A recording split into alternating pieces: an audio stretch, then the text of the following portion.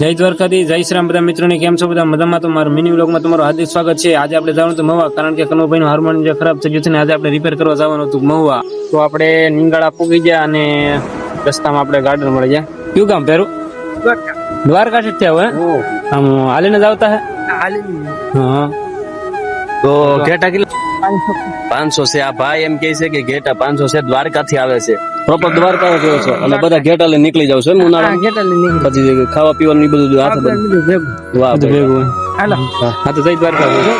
પછી આપણે પૂગી ગયા ત્રાકોડા ને ગાડીની ટાંકી કરી નાખી ફૂલ, ગાડીની ટાંકી ફૂલ કરીને પછી આપણે નીકળી ગયા મહુવા તરફ। ફાઇનલી પૂગી ગયા મહુવા, અને મહુવામાં આજે તો ફૂલ તડકો, અને પછી રસ્તામાં આવી ગયા સ્વામીનું મંદિર। અને અત્યારે આપણે આવી ગયા છીએ રસ વિવાહ શેવડીનો, અત્યારે ફૂલ તડકો છે। કામ તો શું છે? કઈ દુકાન છે? ફૂલ મોહર ભાઈની દુકાન છે। કનુભાઈ બે પી શેવડી રસ ને પછી 2-3 કલાક પછી કામ છે। ભાઈ તમારું નામ શું છે? ઇમરાનભાઈ। કઈ બાજુ દુકાન આવેલી છે તમારી? બેટારિયા શોરૂમ ની સામે। ભાઈની છે ને મુલાકાત લેજો, બહુ સારો બનાવે છે।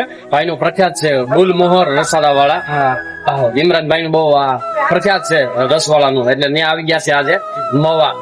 ફાઇનલી પૂગી ગયા દુકાને, અને દુકાને રિપેર કામ ચાલુ થઈ ગયું છે, કારણ કે આપણે હાર્મોનિયમમાં છે ને સ્વિચ ખરાબ હતી એટલે એનું કામ ચાલુ થઈ ગયું છે। પછી ઘણો ટાઈમ થઈ ગયા બાદ આપણું હાર્મોનિયમ થઈ ગયું રિપેર, અને પછી કનુભાઈ હું બે ટેસ્ટ કરતા હતા રિપેરિંગ થઈ ગયું કે કેમ છે।